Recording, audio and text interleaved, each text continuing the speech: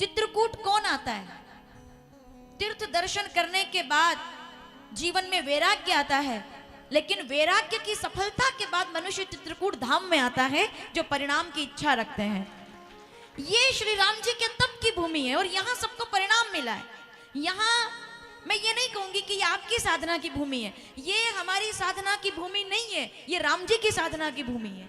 यहाँ उन्होंने साधना की है और इस भूमि को वरदान दिया है कि जो यहाँ आकर के केवल चित्रकूट, राम तो दूर की बात है, जो चित्रकूट भी कह देगा वो भवसागर से पार हो जाए। ये इस भूमि का महत्व है।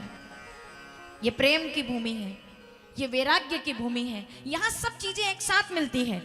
लक्ष्मण का वैराग्य, भरत का प्रेम, श्री राम जी का तप, अत्रि अनुसुईया का यह वह भूमि स्थल है जिस पर आज हम लोग चर्चा करेंगे।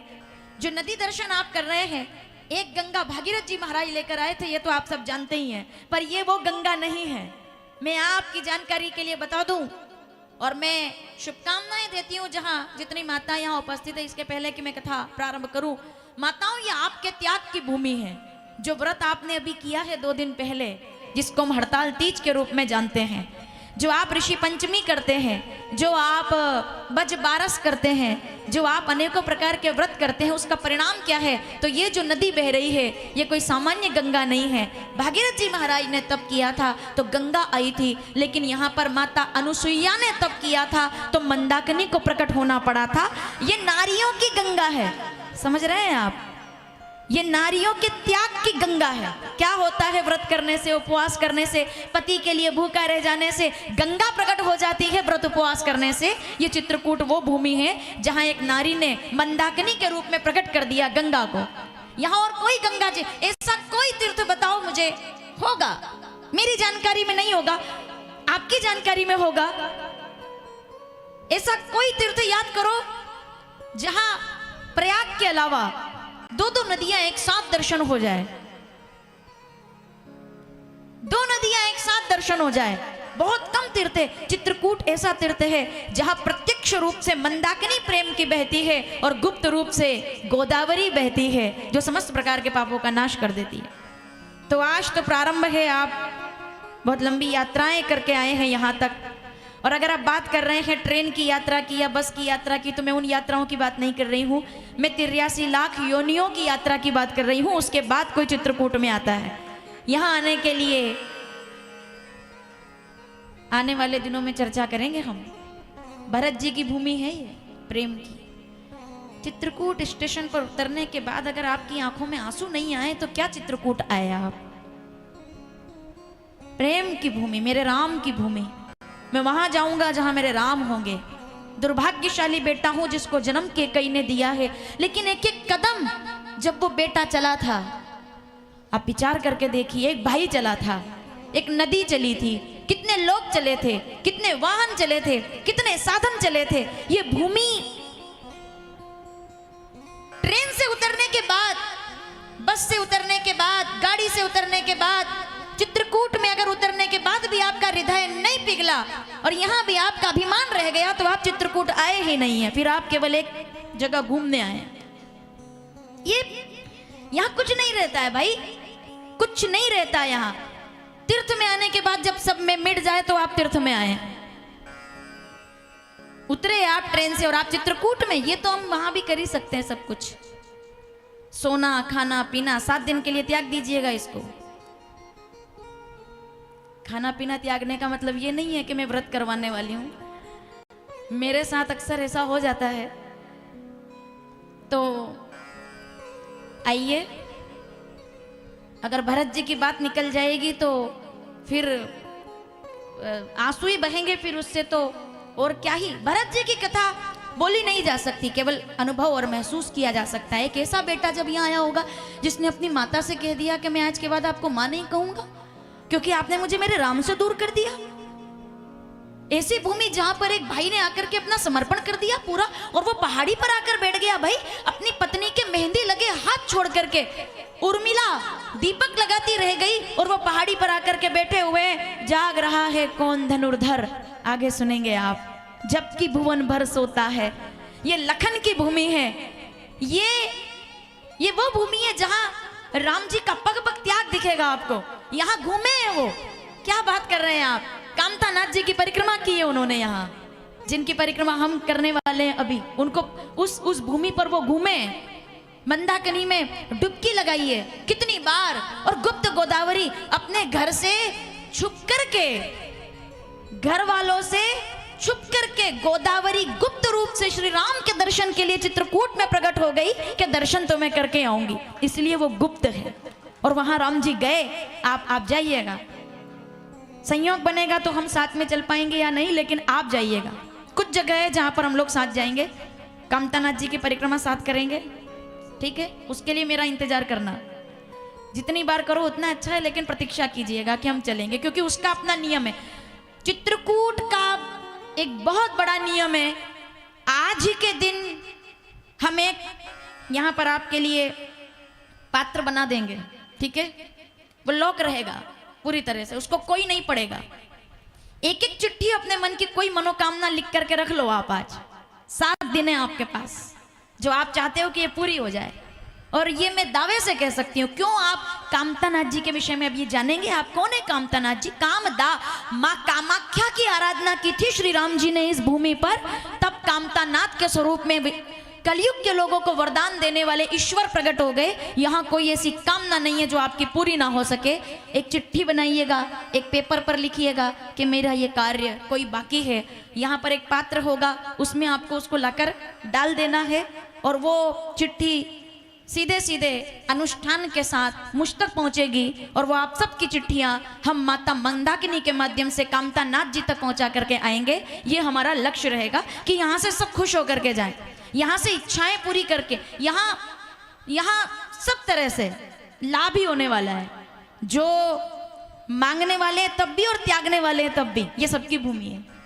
तो चित्रकूट के परिचय के लिए 7 दिन कम पड़ने वाले हैं हमें, लेकिन आइए हम सब मिलकर तुलसीदास जी की इस भूमि को प्रणाम करते हैं।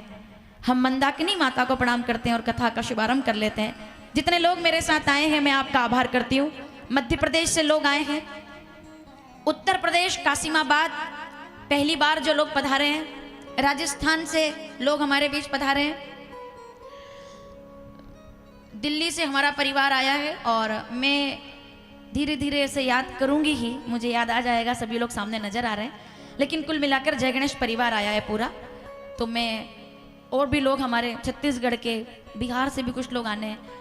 यहाँ जितने भी लोग आए हैं वो मेरे लिए बहुत प्रिय और बहुत सम्माननीय है। ये जो आनंद की भूमि है इसका पूरा लाभ हमको लेना है। आइए तो कथा में प्रवेश करते हैं। श्री राम जी को प्रणाम करते, दोनों हाथ जोड़कर आइए शक्ति मुद्रा के साथ श्री राम जी को प्रणाम करें। मैं इस भवन को, जहाँ आचार्य भवन और इस विषय पर तो मैं आपसे 1 बजे के बाद बात करूंगी, जब ऑफलाइन हो जाएंगे हम लोग, क्योंकि अभी तो हम ऑनलाइन है।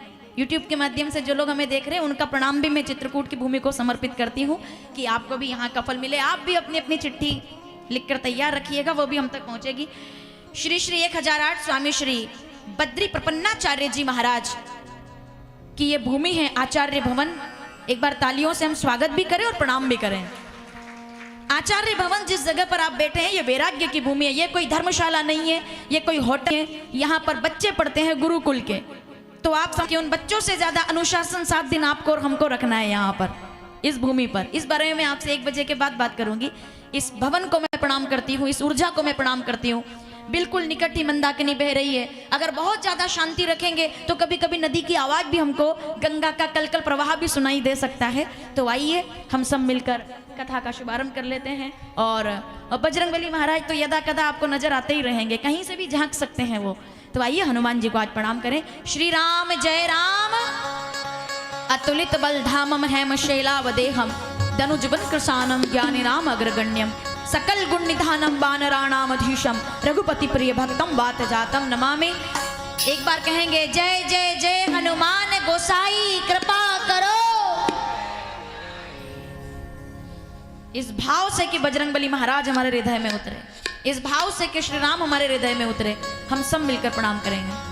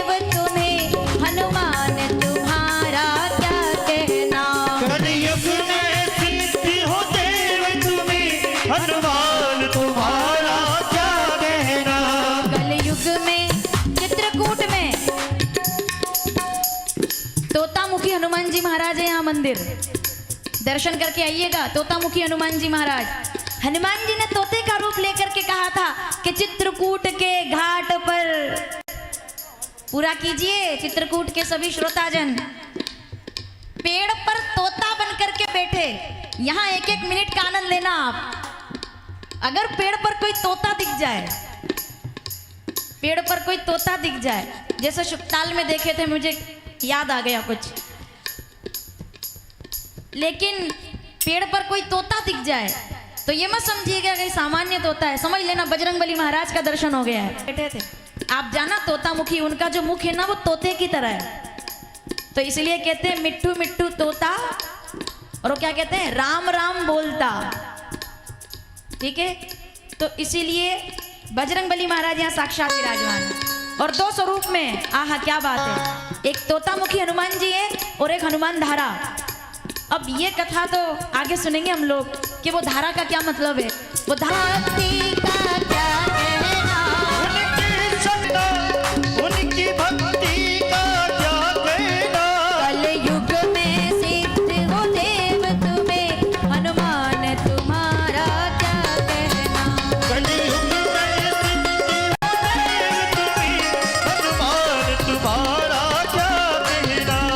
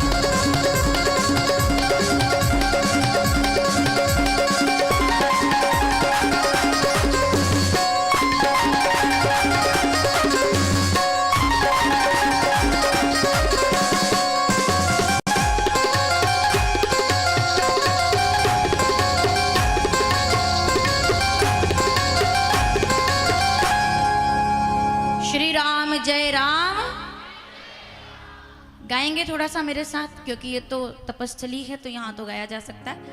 कलयुग में सिद्ध हो देव तुम्हें हनुमान तुम्हारा,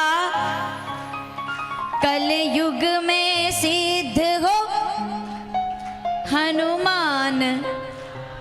ऐसे गाओ जैसे मंदिर में गाते हो कीर्तन में, एकदम बंधन तोड़ के एकदम मुक्त हो जाओ। बिल्कुल मत सोचो कि हम कौन देख रहा है, बिल्कुल परवाह मत करो। यहाँ चित्रकूट में परवाह करना ही नहीं है, यहाँ बेपरवाह होना है। बिल्कुल मेरी तरफ से आपको छूट है, कोई परवाह नहीं।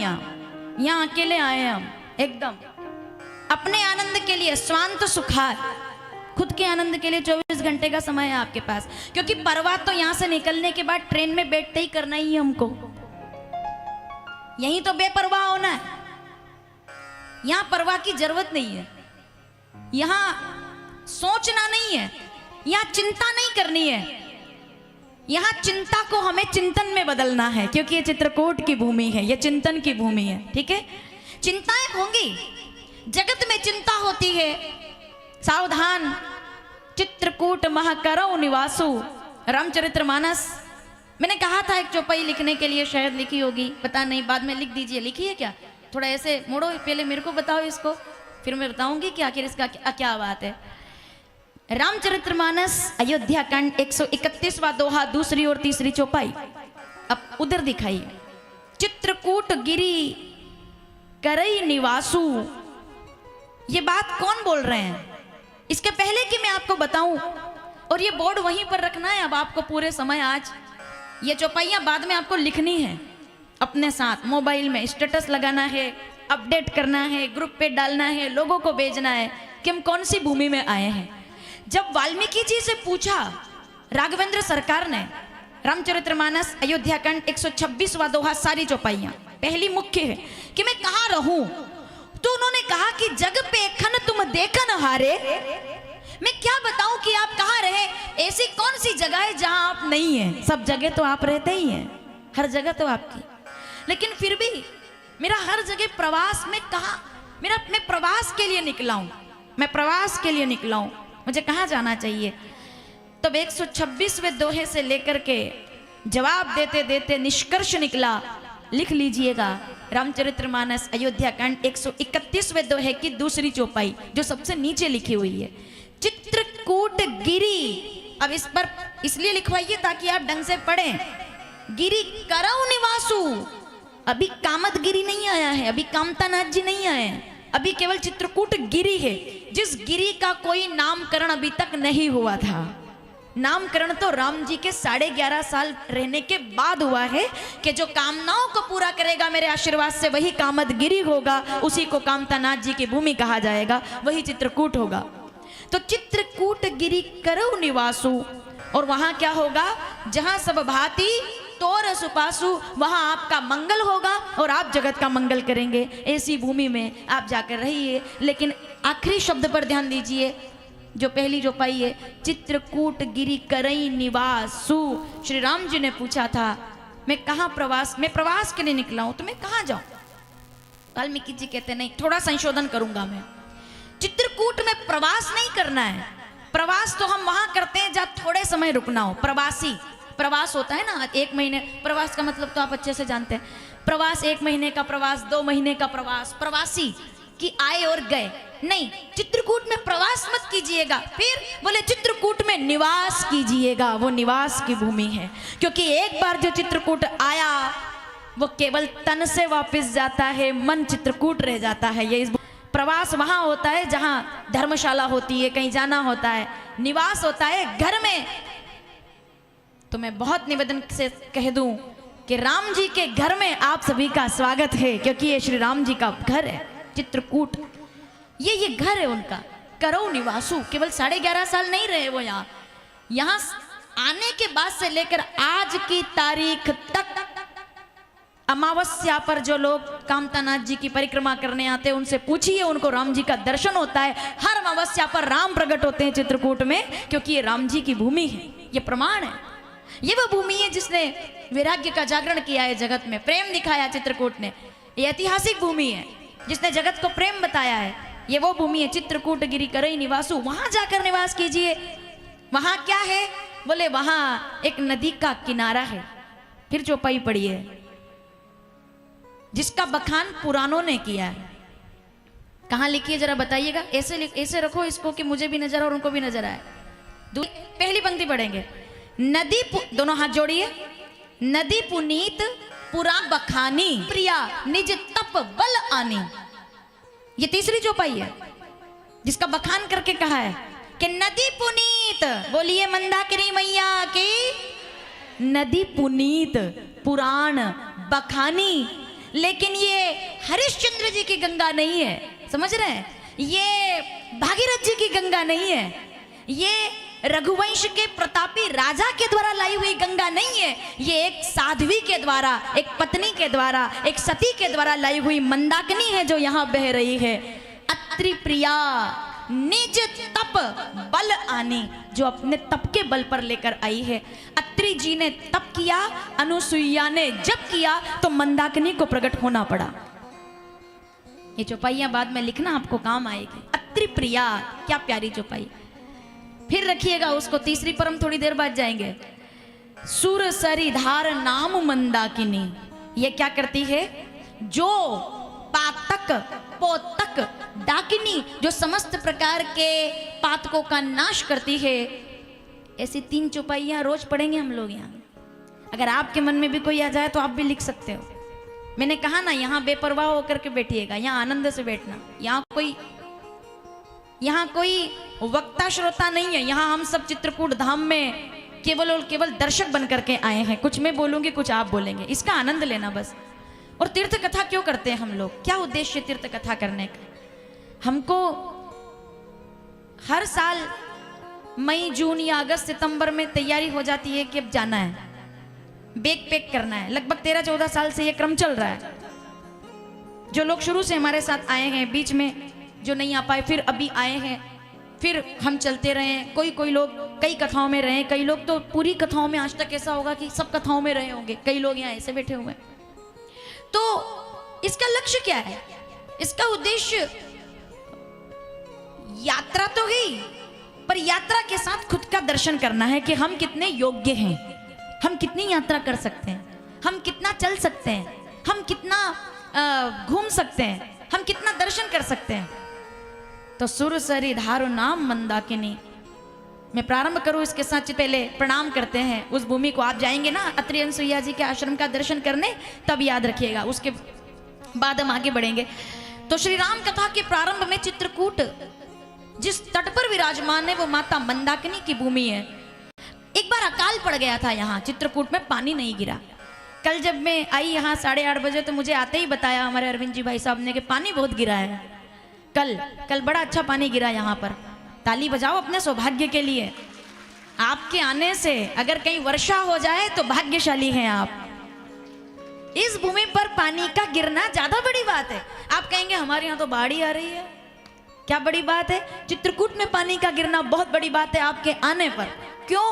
इस भूमि पर पानी नहीं गिर रहा था, अकाल पड़ा हुआ था, एक बूंद नहीं थी पानी की। तो सब लोग इस जगह को छोड़कर चले गए, या कोई रह नहीं रहा था। पक्षी उड़ गए, जानवर चले गए, भूमि खाली होने लगी। इतना प्यारा तीर्थ और खाली होने लगा। अब ये कौन बताएगा? इसको कौन रोकेगा? इस भूमि को बचाएगा कौन? तीर्थ की रक्षा कौन करेगा? चित्रकूट खाली हो जाता, विचार करो यहाँ कौन आता फिर? कोई नहीं था यहाँ, सब चले गए जगह को छोड़कर। पानी नहीं, जिस गांव में पानी नहीं रहता वहां से लोग धीरे धीरे नगरों की तरफ निकल जाते हैं कि पानी नहीं है गांव में भैया। पानी सबसे पहले, जल सबसे पहले जरूरी है। तो सब चले गए, पक्षी चले गए, पशु चले गए, लोग चले गए, साधु चले गए। जब सब चले गए तो किसी ने देखा कि एक पेड़ के नीचे एक बाबा जी बैठे हुए हैं अपने आश्रम के बाहर। बोलिए अत्रि जी महाराज के, ब्रह्मा जी महाराज के 10 मानस पुत्रों में से एक। पुलस्त्य, पुलह, क्रतु, भृगु, दक्ष, वशिष्ठ, नारद, अत्रि, अंगिरा। अत्रि जी महाराज ध्यान में बैठे हैं। उनको ध्यान में बैठे देखकर साधुओं ने कहा अब कुछ नहीं बचा, यहाँ चलिए, अब यहाँ कुछ नहीं है, जल नहीं है, यहाँ मर जाना है अब तो। चींटियां भी नहीं है अब तो यहाँ, कि जिनको देखकर ऐसा आशा हो जाए कि नहीं आज नहीं तो कल बरसेगा। हमारे यहाँ चींटियों को देखकर पता लगा जाते हैं लोग कि हमारे बुजुर्ग लोग, चींटियां जब बिल में से निकलती है बच्चे परेशान होते हैं। आज की जनरेशन नहीं जानती इस बात को कि घर में चींटियां निकले तो क्या मतलब होता है। बूढ़ा तुरंत, बुजुर्ग दादाजी तुरंत बोलते थे पानी आएगा। सही बोल रही हूं मैं? चींटियां बिल में से निकलने लगे तो दादी कहती है, इसीलिए ऐसे ही थोड़ी घर में बड़े बुजुर्गों का होना जरूरी है, इसीलिए घर में बूढ़ों का होना जरूरी है कि आपको फिर मोबाइल में वेदर ना देखना पड़े कि आएगा कि नहीं आएगा। बूढ़ी अनपढ़ दादी बता देगी कि पानी आएगा क्योंकि चींटियां निकल रही है। तो वो साधु लोग बोले कि नहीं, हम नहीं रहेंगे यहाँ चींटियां भी नहीं रही जो बिल से निकलकर बता दे। अत्रि जी कहते हैं, आस है तो विश्वास है, मैं रहूंगा, मैं तप करूंगा। इस भूमि को छोड़कर भाग जाना विकल्प नहीं। चिंता आइए, ठीक है, चिंता है कि जल नहीं है, पर क्या चिंता से किसी समस्या का समाधान आज तक हुआ है? क्या बात है, चिंता से किसी समस्या का समाधान नहीं होता। अत्रि जी क्या करने बैठे? अत्रि जी कहते हैं, चिंता नहीं करूंगा, मैं चिंतन करूंगा कि समस्या का समाधान चिंतन से निकाला जाएगा। मेरा चिंतन होगा यहाँ। और वो बैठ गए तप करने। सब चले गए, सब उनको छोड़ गए कि भाई कोई मरने वाला है तो उसके साथ मरना कोई बुद्धिमानी थोड़ी है, हम जा रहे हैं। सब चले गए। तब उनका तप देख करके कोई था जो उनके पैर पकड़कर बैठा था। बताइए कौन? सब चले गए, सब साथ छोड़ गए। कोई था जो जिन्होंने कभी हाथ पकड़ा था उनका साथ फेरों के लिए, वो आज उनका पैर पकड़ करके बैठी है और कहती है, दुनिया जाए तो चली जाए लेकिन मैं अपने स्वामी को छोड़कर कहीं नहीं जाऊंगी। अगर प्राण जाएंगे तो साथ जाएंगे। इस भूमि को आप देखिए कितनी वैराग्यमयी भूमि है।